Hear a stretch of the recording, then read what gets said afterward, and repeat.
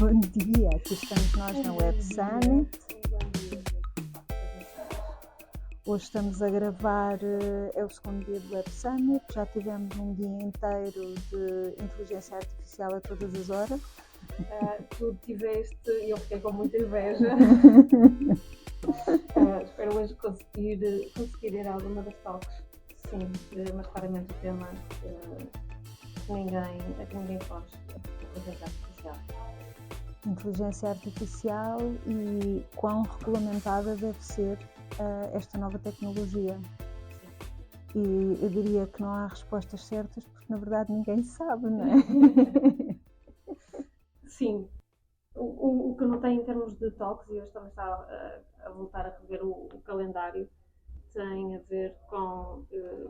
tens o lado do desenvolvimento, não é? Tens o lado do software, o lado da tecnologia, e tens, por outro lado, o lado da regulação. Não é? Portanto, eu acho que as talks também se dividem muito entre a potencialidade, mas ao mesmo tempo o não existir ainda muita regulamentação.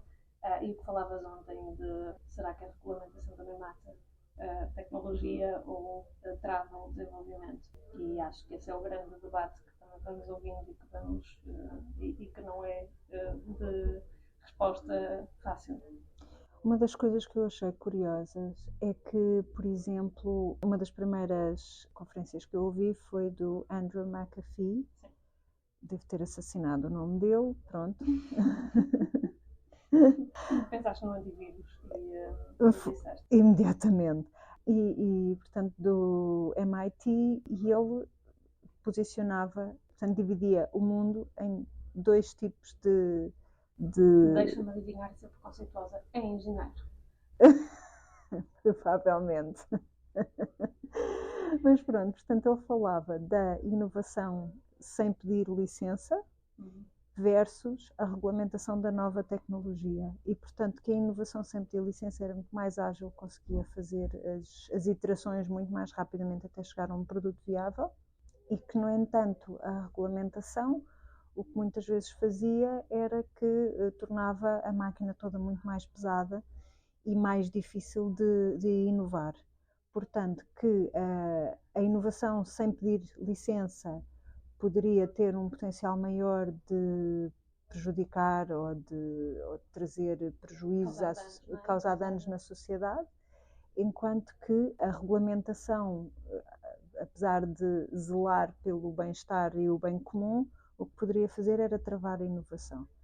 E ele posicionava-se do lado da inovação sem pedir licença, mais desse lado, achando e dizendo sempre que, na verdade, não é de todo desregulamentada, não sei o quê, nananã.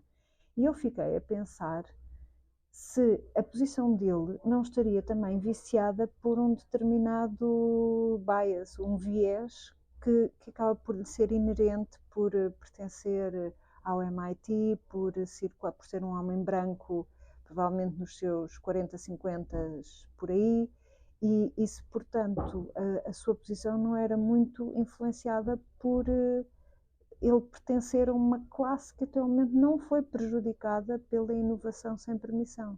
Eu, quando fiz o curso de introdução à inteligência artificial com o MIT, o que eu notei também foi essa preocupação de desmistificar os malefícios ou o lado mais negro que já se falava nessa altura. Estamos a falar há 3 anos aproximadamente. Já fez 3 anos que fizeste o curso de inteligência artificial? 2020, não foi? Ai, meu eu Deus, acho que sim. não me perguntes a mim, mas como é que já passaram 3 anos?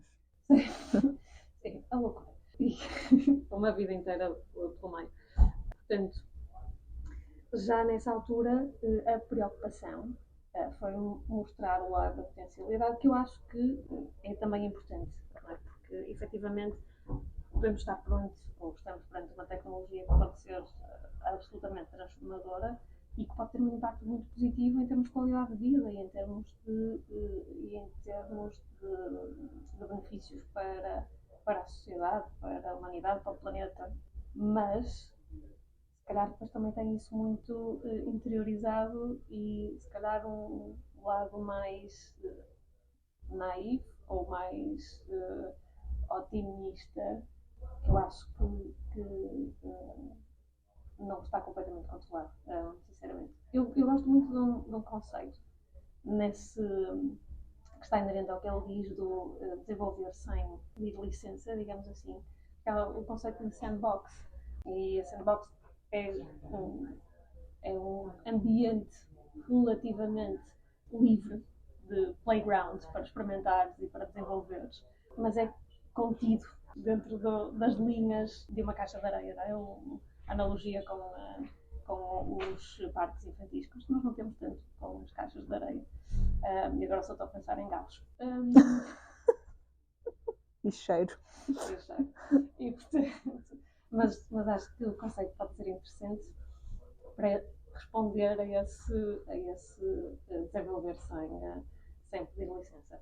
Não deixe de achar que a parte da regulamentação e principalmente de ética por trás do que é o desenvolvimento da tecnologia é mais urgente do que nunca por todo o impacto que tem, porque retira o lado da decisão e da responsabilidade do ser humano, não é? E atribui-o a máquinas. E, portanto, há, obviamente, quem está a dar as instruções, quem está a alimentar a aprendizagem toda das máquinas são humanos, mas todos nós sabemos também todo o enviesamento, tudo o que vem de insuficiência ou de viés em termos da informação e dos dados que são usados para alimentar e para fomentar ou fundamentar depois as decisões que as máquinas tomarem. Também já tocaste num ponto que me parece super interessante e que acho que é outra das questões que rodeia a inteligência artificial, que é o desenvolvimento de novas profissões, o aparecimento de novas profissões. Por exemplo, quem é que vai ensinar a máquina e quem é que vai decidir o que é ético e o que não é ético para ensinar a máquina. E ontem, num âmbito um bocadinho diferente, vi uma apresentação de acho que ele é developer, é matemático, mas criou uma ferramenta para, não sei se é para ajudar os designers, se é para substituir os designers, apesar de ele ter dito que precisávamos à mesma de designers e que libertava os designers. Pronto. É curioso a forma como ele posicionou também a questão de o designer vai deixar de se preocupar com a tarefa da execução e vai se preocupar mais com a parte estratégica e depois a máquina faz a execução. E eu lembro-me bem, aqui há uns anos atrás, quando os computadores se tornaram uma tecnologia mais acessível e de repente toda a gente tinha um computador, que havia muita gente dentro do mundo artístico e dos designers, se calhar também, que de repente achava que iam ser substituídos e tal, não sei o quê. Mas o computador não era mais do que um lápis mais sofisticado. E eu pergunto-me se a inteligência artificial é um lápis ainda mais sofisticado. Eu acho que vai para além do lápis, mas claramente uma ferramenta extremamente sofisticada e extremamente avançada. Eu não sei onde é que vai chegar em termos de desenvolvimento. Acho que nesta altura o nosso papel, principalmente no que é a estratégia, mas também o lado da criatividade, eu acho que ainda não são capacidades que estejam completamente codificadas na máquina. Sim, e estava a pensar, porque se tu fores, por exemplo, brincar com o ChatGPT, que anda na noite, toda a gente brinca, ou com o Bard, ou com alguma destas ferramentas, tu recebes uma receita, tu tens uma receita de volta, faz isto, isto e isto, eu acho que o passo este, e acaba por ser fórmulas, não é? São respostas que estão ao alcance de qualquer pessoa e qualquer pessoa pode perguntar como é que vai fazer uma estratégia de marketing e recebe os passos, mas não efetivamente. Acho que dá a ilusão também de que qualquer pessoa é capaz de fazer qualquer coisa. Retira-te não é? Parece que deixas de ter necessidade de ser estratega ou o que quer que seja.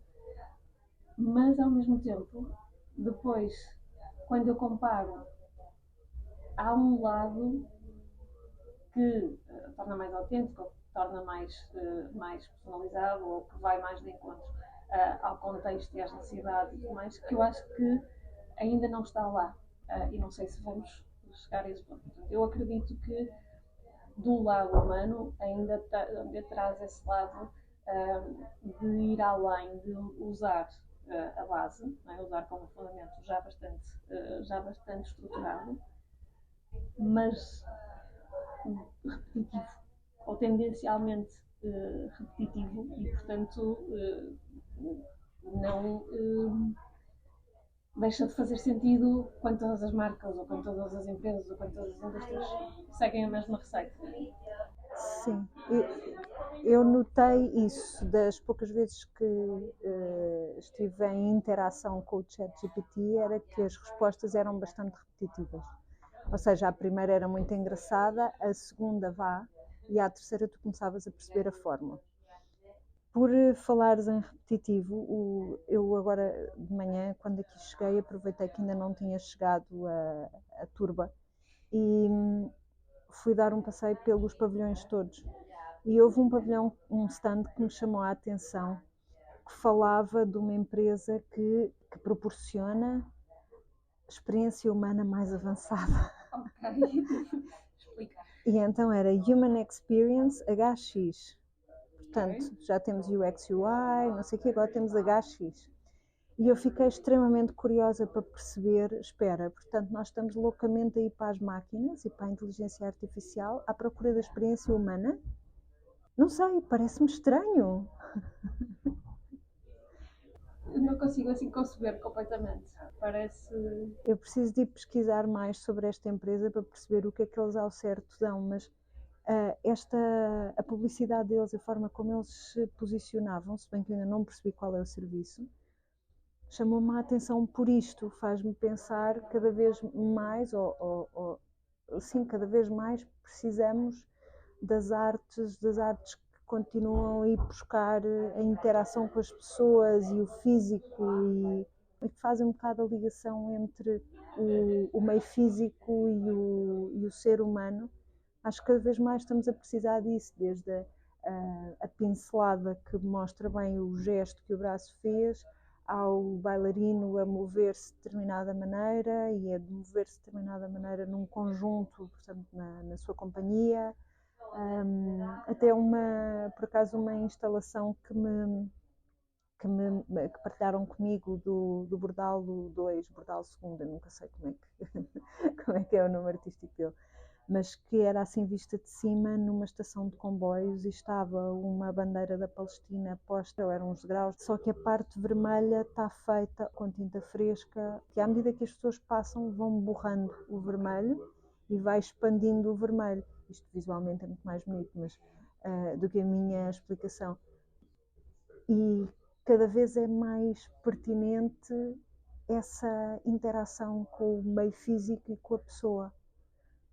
Eu acho que essa é a grande dúvida que eu tenho, é se alguma vez, em termos de inteligência artificial, nós vamos conseguir ter inteligência emocional por parte das máquinas. Porque é interessante ver o progresso, desde há 3 anos até agora, em como os modelos de Natural Language Processing que já começam a interpretar alguma da ironia, não é? Quando comecei a estudar isso, que havia sempre o lado deles não perceberem ironia ou sarcasmo, e ser uma leitura, ser uma interpretação muito literal do que as pessoas estavam a dizer e não necessariamente do que as pessoas estavam a exprimir em termos de sentimentos.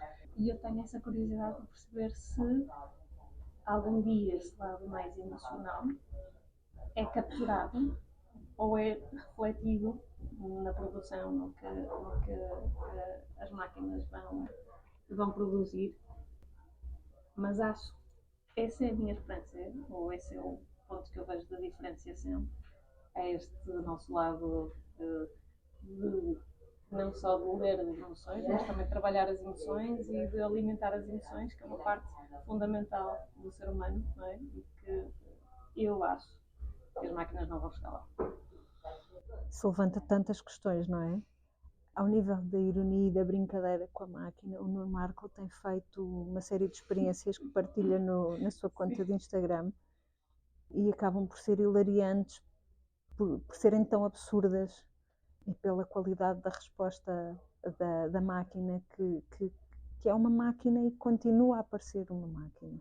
Eu não sei durante quanto tempo a máquina vai continuar a parecer uma máquina e não sei, lá está, se em breve não estará a perceber quando estamos a fazer sarcasmo, ironia, humor e mesmo outras emoções mais... não necessariamente destas assim de humor e de fazer rir e de provocar este tipo de reação. Eu estava à procura de uma das sessões de hoje que fala exatamente das fragilidades e de como colmatar esse gap que ainda existe. Isso acho que vamos reportar durante um dos nossos lives. Exatamente. Bom, e por agora deixamos a gravação por aqui e retomaremos em breve para fazer mais uma atualização aqui do website.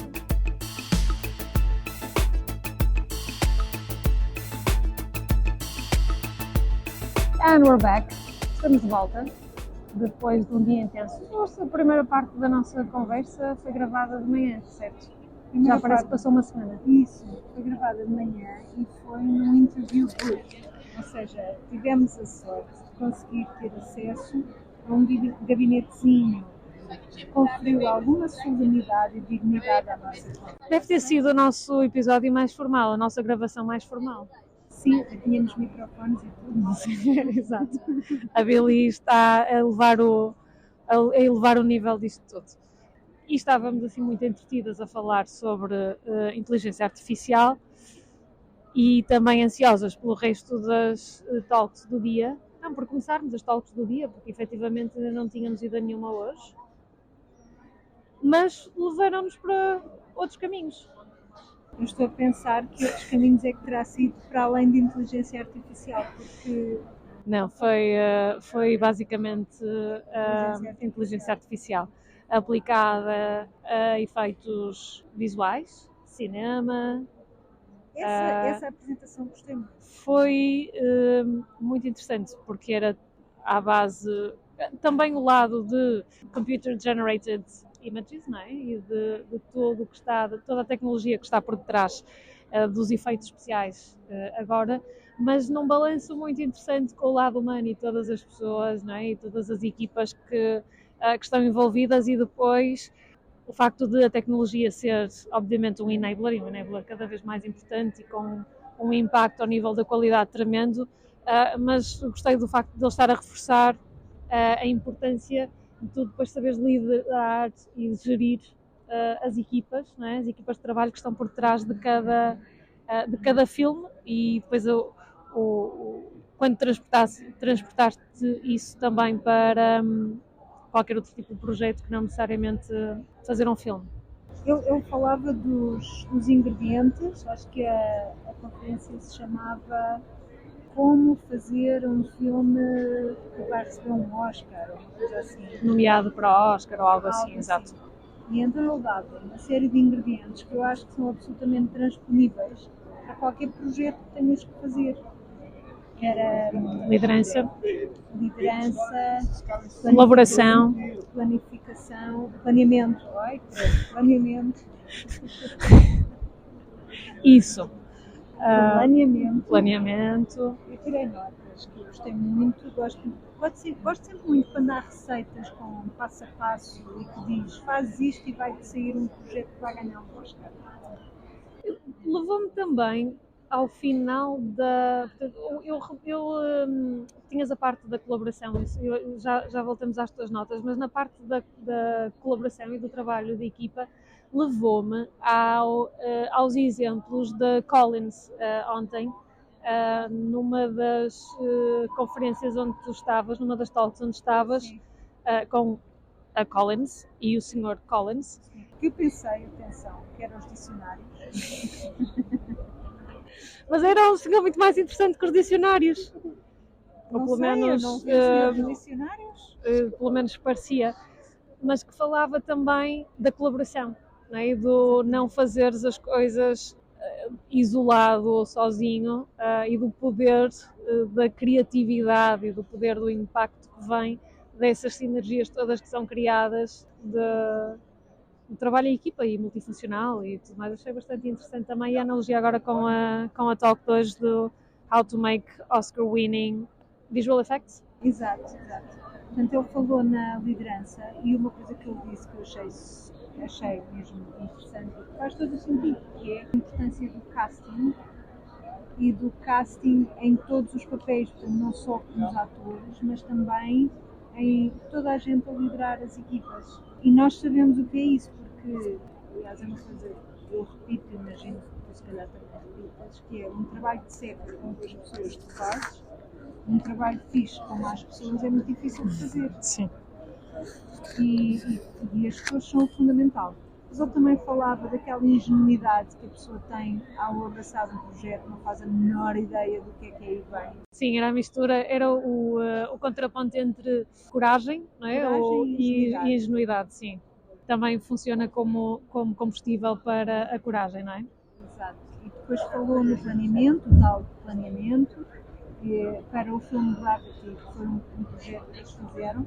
Ele contava que tinham tido 1 ano e meio de planeamento para 12 semanas de gravação. É incrível, e realmente faz todo o sentido. E depois dava os pozinhos para lim-pim-pim. Luck, não é? Luck, a sorte. Portanto, é aquele imponderável de estares no sítio certo, à hora certa, de funcionar. A nossa sincronicidade, lembras-te? Este ano acompanhou-nos bastante. Sim. E portanto, serendipity, synchronicity, luck. Exatamente. Holy Trinity. Não posso dizer estas coisas. Tudo isso. Eu depois ainda assisti a uma apresentação sobre marketing em 2024. Eu queria tanto ter visto essa. Uma que me chamava muito a atenção. Uma das pessoas que estava também a contribuir para esta conversa é Annabelle Baker, que é CMO daquela marca Lush, que aqui há uns anos atrás, e acho que sob a sua liderança, decidiu retirar-se de todas as redes sociais por entender que as redes sociais geravam e cresciam baseando-se num clima tóxico e havendo discórdia, que é assim é que ganham fogo e viralizam. Nós não queremos isso para a Anitta. Nós queremos que cresçam, que a Anitta cresça, mas à custa de amor e carinho. À custa não, assentem paz e amor. Paz e amor e crescimento sustentável. Então, sim, houve na altura a Lush, mas também outras marcas. Houve outra marca de luxo que também decidiu sair das redes sociais, assim, num statement, que é mais fácil quando já és conhecido, não é? Até porque o statement depois, efetivamente, faz-se pela tua saída e pelo ruído e burburinho que a tua saída gera. Exatamente. Isso fez-me lembrar uma entrevista da Capicua ao Bernardo Mendonça na Beleza das Pequenas Coisas, em que ela dizia: eu também queria ser como o Ricardo Araújo Pereira e não ter redes sociais. E lá está, eu também queria ser como a Lush e não ter redes sociais. Aqui chamou-me a atenção, porque eu estava a pensar, ok, então como é que a Lush faz para chegar a novos clientes? E ela disse coisas muito interessantes, do género, nós não fazemos saltos, não fazemos 2 por 1, não fazemos esse tipo de coisas, porque nós não queremos vender às pessoas aquilo que elas não querem. Nós não queremos gerar consumo de... Sim. Nós queremos vender às pessoas aquilo que elas querem. Então uma das coisas que ela dizia é que uma das maneiras de interagir, não só com as próprias lojas que eles têm no terreno, uma das maneiras de interação com a sua comunidade era através do fan mail, que aparentemente recebem muito fan mail e que criaram uma série de produtos baseados em sugestões dadas por fãs. Okay.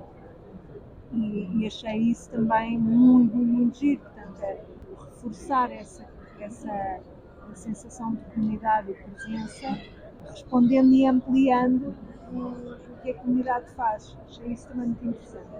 Depois, outra das coisas que se falou muito, não só nesta apresentação, mas noutras, e inclusivamente vi ontem, é um mix de leituras longas ou áudios longos e conteúdo curtinho para interação em redes sociais, ok?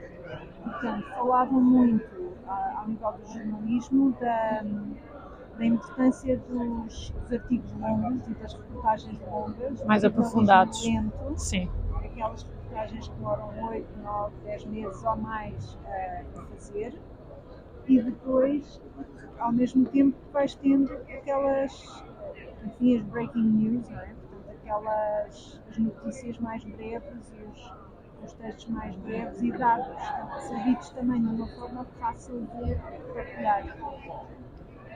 Aqui na Anitta, eu acho que nós temos temos a parte longa, claramente. Seja slow journalism, mas é a parte longa.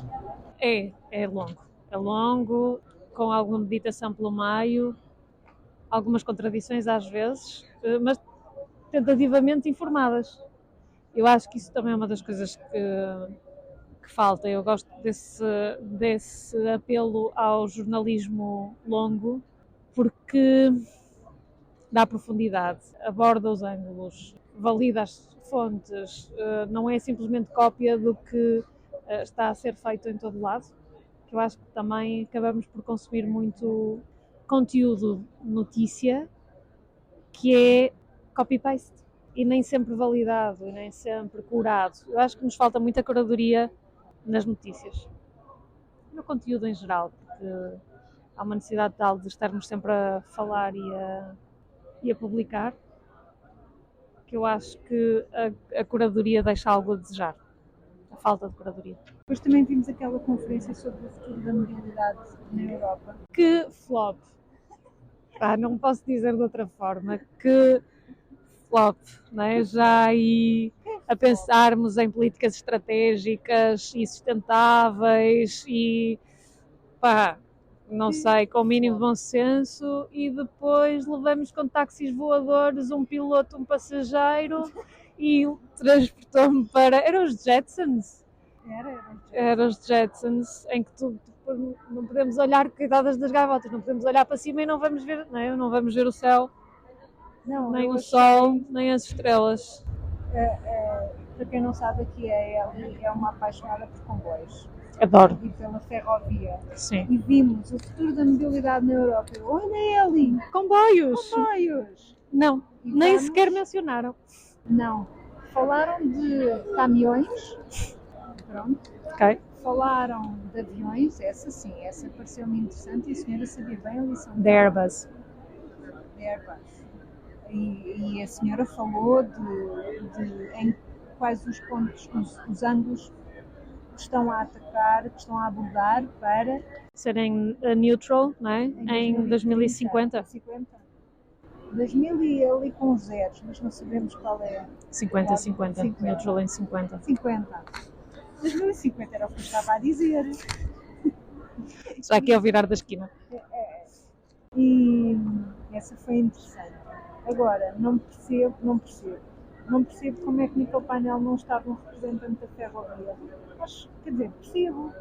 Não é sexy, porque normalmente são empresas estatais e aqui o que a gente quer é estas, assim com muito nome, privadas, com um branding bonito e tudo. Volocopter. Era o senhor dos táxis voadores. Vi ao senhor dos táxis voadores. Uma das coisas que tínhamos estado a conversar é que quando se fala da transição para a neutralidade carbónica, não se fala minimamente em mudar hábitos, só se fala em mudar o combustível. De que é que te serve mudares de um carro de combustível fóssil para um carro a bateria de lítio? De que é que te serve? Vais continuar a ter as ruas entupidas. Sim. Já não estão com fundo de escape, mas o entupimento está lá. Também não sabes muito bem qual é o impacto, não é? Ainda, mas tudo bem, é outra questão. Não, e sabes o quê? Toda a gente está a enfiar a cabeça na areia, porque não se quer falar sobre o que é que custa, qual é o valor, o real valor e preço da extração do lítio, de que forma é que isso impacta não só as comunidades, como também a própria natureza. Toda a gente está com esta ideia de que não é preciso mudar hábitos nenhum, o que temos é que mudar o combustível, mas é uma parvoíce. porque acabamos por não mudar nada, no fundo.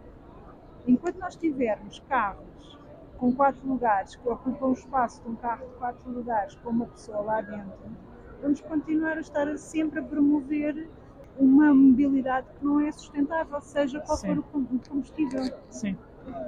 E construir mais estradas não é solução, como já foi visto numa série de cidades. Enfim, estão a ver que isto é um tema que nos incendeia. Sim, até porque as cidades mais cedo ou mais tarde vão ter de fazer o caminho inverso e começar a retirar asfalto para não não criarem ilhas de calor insuportável, não é? Portanto, para quando será isso em Lisboa, não sei porque não estou a ver isso acontecer. Porto também, não sei. Já vimos que estão a fazer isso em Paris, em Berlim.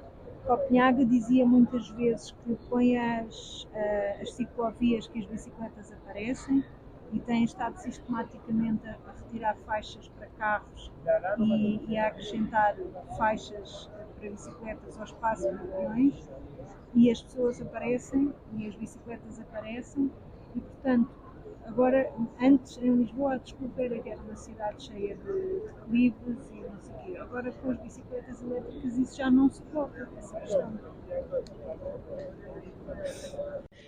eu não vou comentar, porque eu acho que qualquer dia sou atropelada no meio da rua pelos comentários que faço, as críticas ao urbanismo na cidade, mas acho que estamos a perder muitas oportunidades. Muito bem, e que mais se segue? Nós vimos de interessante. Vimos depois o futuro de como é que se estima, como é que se prevê o futuro do próximo ano. Não, os próximos 24 meses, não é? Os próximos 2 anos em fundraising.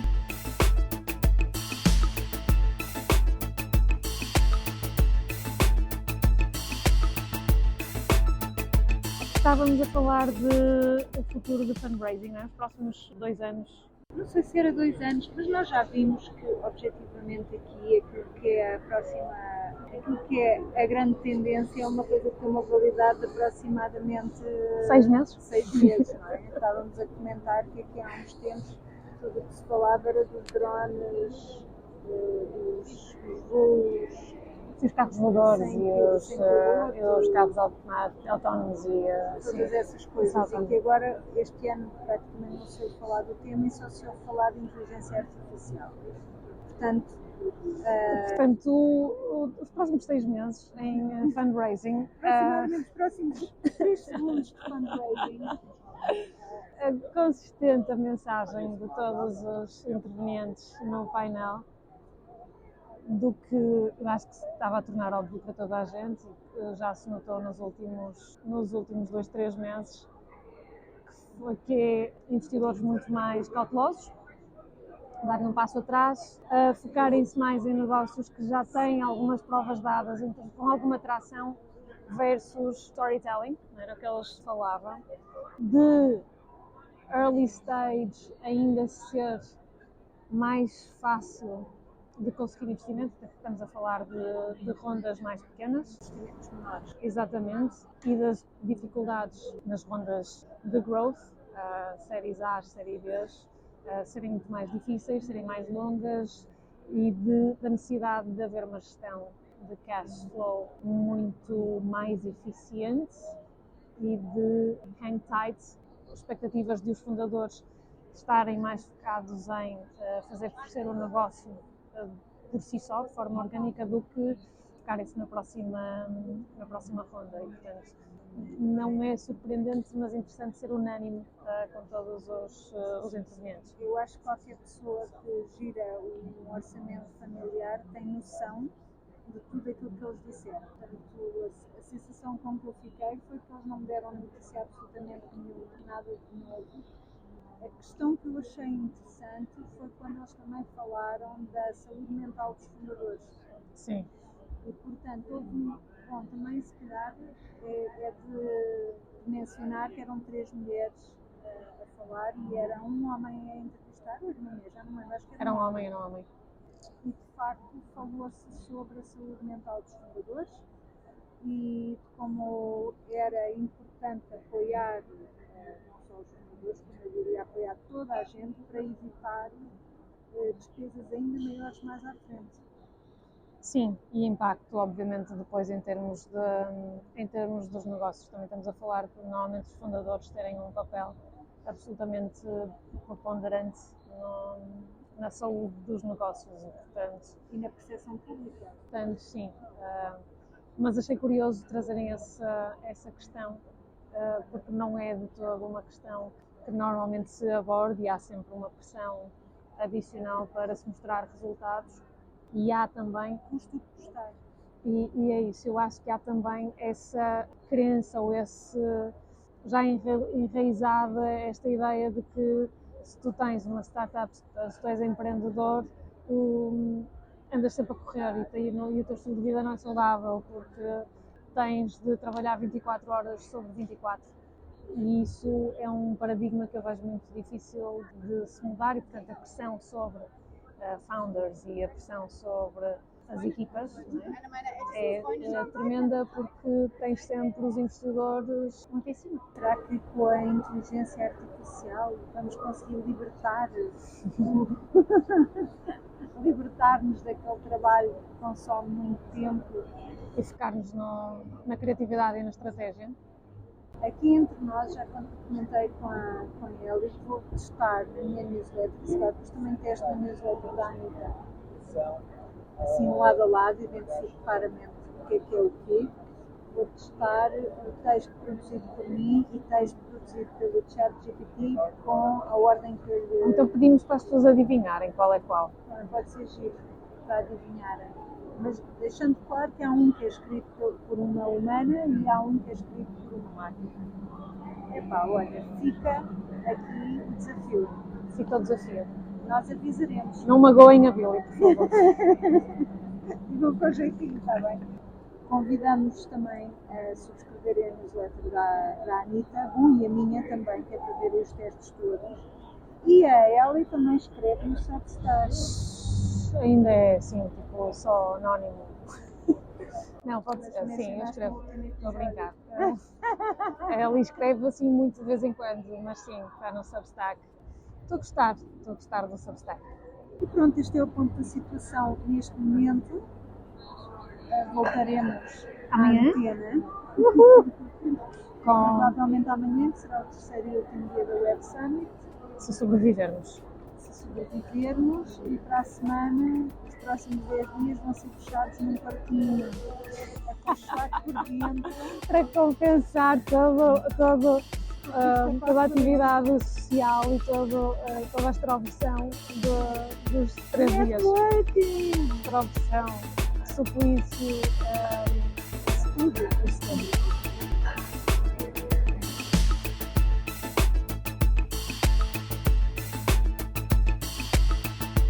Estamos nos últimos minutos dos últimos minutos. Como se nota pelo burburinho todo e à volta. Depois foi mais um dia sem ir a nenhuma talk, que é estranho.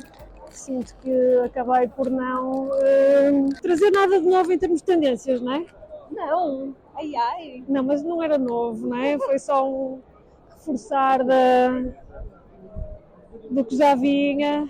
Foi a buzzword deste ano. Foi claramente sem surpresas, portanto já estávamos habituados a este ritmo de inovação e de novidade e tudo, e agora foi assim um bocadinho, ok, pronto, consolidação, há AI por todo lado, mesmo que seja só um algoritmo. Olha, mas eu assisti a 2 talks bastante interessantes. Uma delas, uma conversa com a Joana Vasconcelos e o papel da arte neste mundo tão dominado pela inteligência artificial. Achei muito interessante o ponto de vista dela. Ela esteve a contar várias dela e depois a moderadora perguntou qual era a relação. Como é que era a relação dela com a inteligência artificial? Ela disse, é ótima, porque é inexistente. Sim. Mas foi muito engraçado, porque ela falou um pouco aquilo que eu também sinto, que é muito importante. A inteligência artificial não capta ainda as emoções, não tem emoções, não sabe gerir emoções, e a arte é o que... Sim, é a forma mais natural que nós temos de expressar, não é? De fazer com que as emoções se tornem materiais, exatamente. E então essa foi uma talk muito engraçada, muito interessante, e depois foi não lembro do nome do senhor, mas era da empresa dele, do projeto dele, que é basicamente avatares, ou seja, a tua versão em AI, que é o serviço dele, como isso. Sim. Me fez também lembrar... Mas ligado a metaverso ou... Ele nem falou do metaverso, ele falou de... Só simplesmente de tu teres... Porque havia... Isso faz lembrar a conversa com a... Didimo. Com a Didimo, com a Verónica, que ela já na altura criava os teus eus digitais, não é? E isso é interessante porque, como estamos a evoluir, é muito natural que passemos todos a ter um nosso representante ou a nossa versão digital, de uma forma mais visual, mas com tom de voz e essas coisas todas, portanto, acho super interessante. Sim, eu só pensei, olha, porquê que a Verónica não está cá a falar da Didimo? É uma empresa que já oferecia isto há bastante tempo.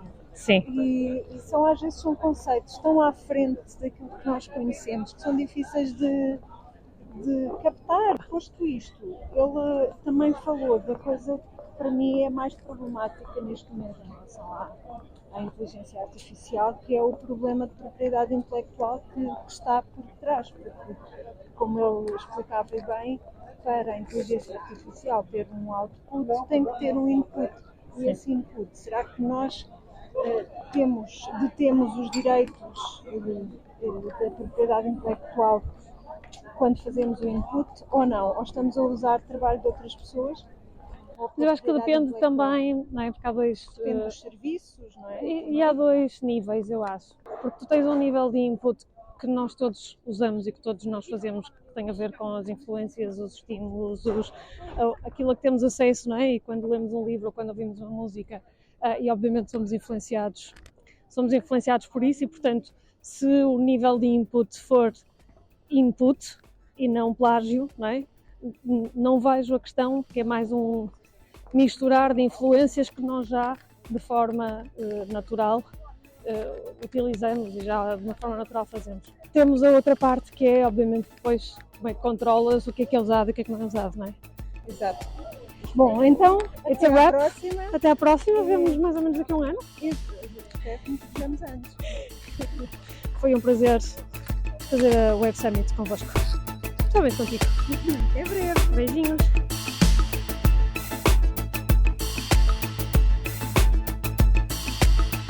A Anitta regressa ao trabalho quando bem lhe apetece e pode, idealmente a cada 2 semanas, mais coisa menos coisa, com um ponto de situação nos seus projetos. No entanto, com boas aspirantes à omnipresença, continuamos ligadas no Instagram, em Anita_no_trabalho e ainda em anitanotrabalho.com, onde poderão conversar connosco através da secção Querida Anitta.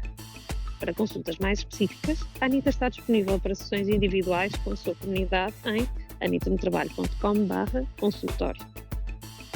Anitta no Trabalho é um podcast produzido por Ana Isabel Ramos, designer, ilustradora e knitwear designer em airdesignstudio.com e no Instagram como air_Billy, Eliana Soares, marketeer e estratega em departamento de marketing.net, no Instagram como Alice_in Wonderland e a participação especial de Constança Cabral, no Instagram como Constança Cabral. Até breve!